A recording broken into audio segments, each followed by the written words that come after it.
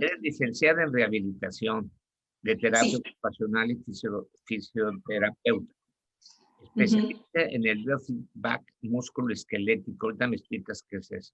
Especialista en parálisis facial y microcirugía facial en rehabilitación.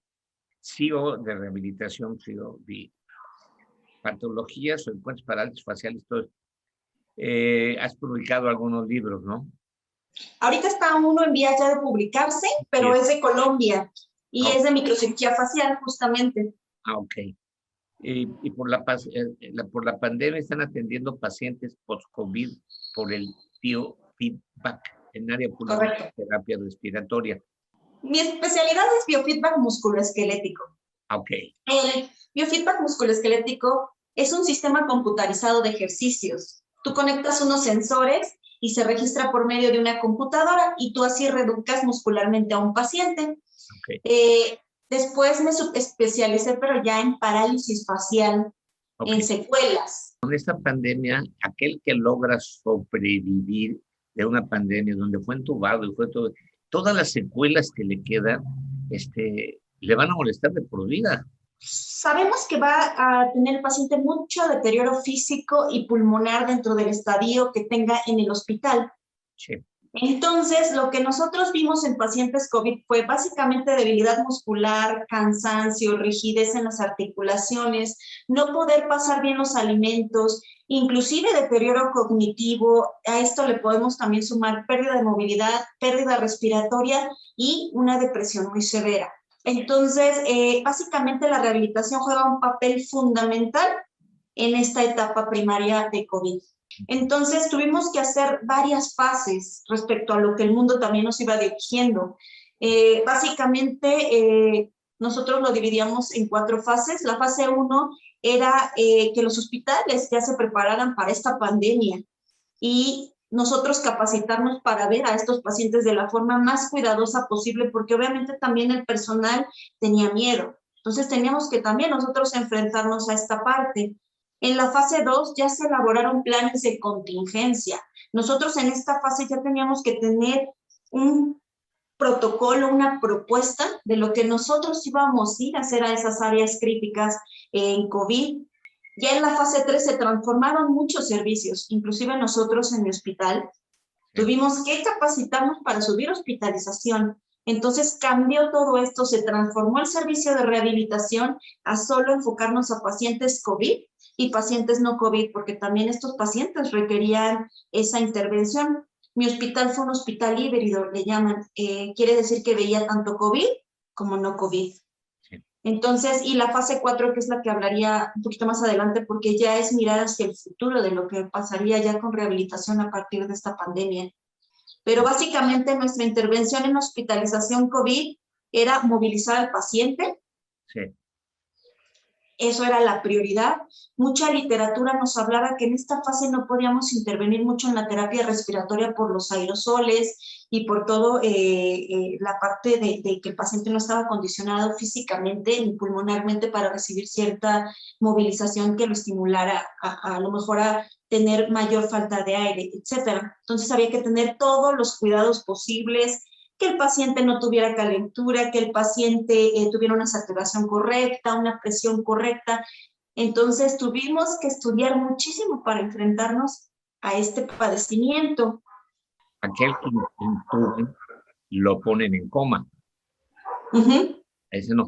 Mira, yo creo que si la gente supiera, querida Diana, lo que es la intubación o intubación, ¿cómo se le puede decir? Intubación. Intubación. Intubación.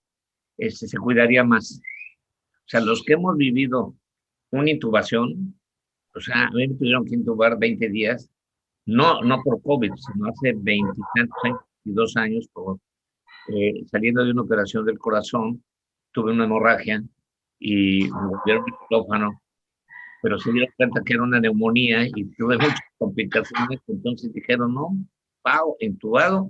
Yo no me di cuenta y cuando desperté, pues habían pasado 20 días, pero acabas de decir las úlceras que te salen y me salieron úlceras en los talones de los pies. Me tardé 9 meses en recuperarme de los talones nada más, que los traía yo abiertos. Entonces, ¿esa ulceración es parte de lo que tú te referías? Justamente el servicio de rehabilitación se encarga de prevenir.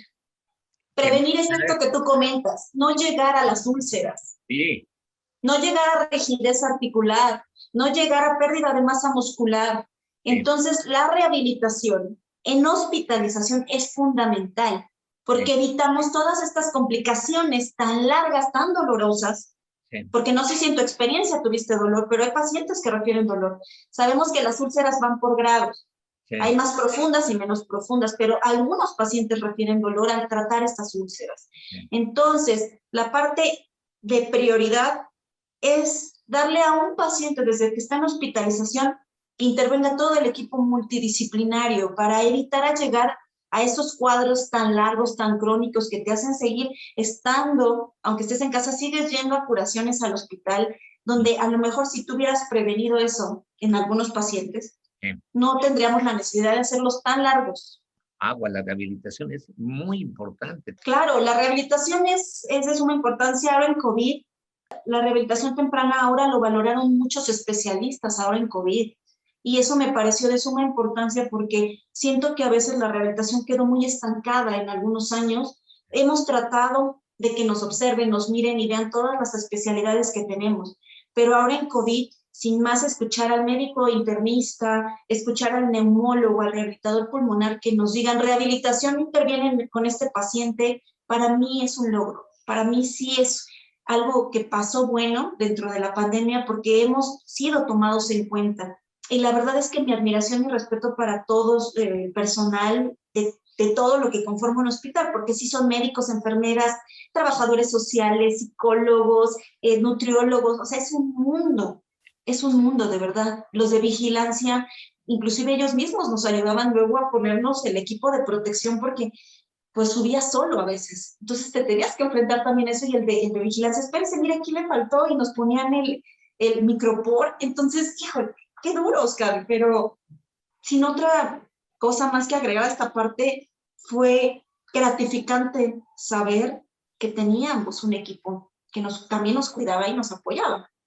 Bueno, sin ese equipo se hubiera muerto mucha gente, ¿no? Yo creo que sí, Oscar. Y sin más, también creo que donde yo estuve tuve el privilegio de gozar de esta experiencia, porque sin más lo que tú comentabas, muchos hospitales no cuentan con el área de rehabilitación y si no la hacen a un lado, ¿no? Sí, ¿Y dónde quedamos?